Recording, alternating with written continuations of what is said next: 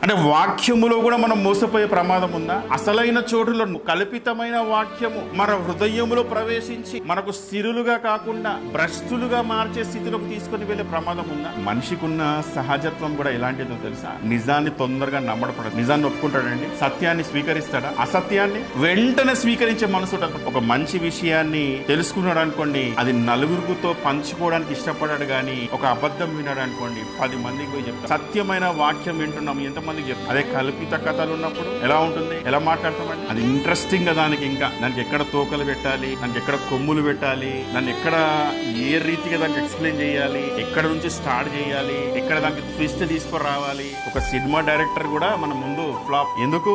ఒక కల్తీ అనేది మనిషిని ఎంత ప్రభావితం చేస్తుందో తెలుసు. మరొక మాట కూడా చూడండి, కొలసీలకి రాసిన పత్రికలో కూడా పౌలు గారు మాట్లాడుతూ సంఘముతో చెబుతున్న మాట మనం చూడగలిగితే 2వ అధ్యాయము 4వ వచనం చూడండి. ఎవడైనను చక్కని మాటలు చేత మిమ్మల్ని మోసపరచకుండునట్లు ఈ సంగతులను చెప్పుచున్నాను అంటే మోసపరచడానికి ఎలాంటి మాటలు అంటానండి? అబ్బో, చక్కని మాటలు అంటే ఎలా ఉంటాయండి? ఇంపుగా ఉంటాయి. ఇప్పుడు వినడానికి చాలా ఇంపుగా ఉంటాయి, మనకి ఇంట్రెస్టింగ్ అన్నమాట. ఎవడైనను చక్కని మాటల చేత మిమ్మల్ని ఎవరు మోసపరచకుండా జాగ్రత్త పడండి. అంటే కల్పన కథలు ఏం చేస్తా ఉంటాయి? మనకు సత్యమైన వాక్యానికి విరుద్ధంగా, సత్యమైన వాక్యానికి బదులుగా మన హృదయములో ప్రవేశించి సత్యములో లేకుండా మనకు ఏం చేస్తుంది? ఈ లోకములో ఉన్న వాటి వైపు మనకు మరలిస్తుంది. లోకములో ఒక వస్తు కొనే విషయంలో మోసపోయిన పర్వాలేదు దేవుడు, కానీ వాక్యం విషయంలోనండి ఆలోచించండి. ఇది కొన్నానండి, ఈ వస్తు కొన్నానండి, నేను మోసపోయాను అంటే ఏముంది? ఆఫ్టర్ ఆల్ 10,000 20,000 అనుకోవచ్చు. ఈ వస్తు కొన్నానండి,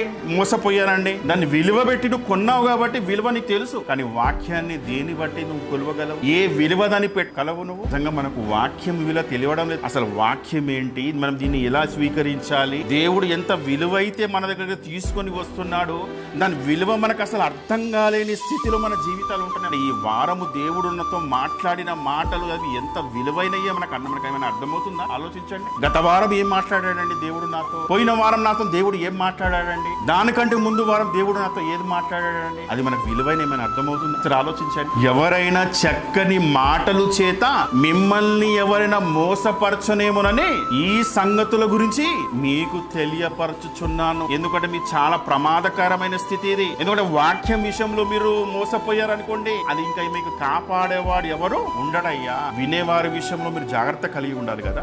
ఏది వింటున్నారు, ఏది మీ హృదయంలో నాటబడుతుందో, ఏది దేవుడు మీతో మాట్లాడుతున్నాడు, అది మీ హృదయంలో ఉన్నప్పుడు ఒక కల్పితమైన మాటలకు చోటు ఉండదు. ఉన్న వాటిని వెంటనే నమ్మగలిగే స్థితి ఉండదు దేవుడు.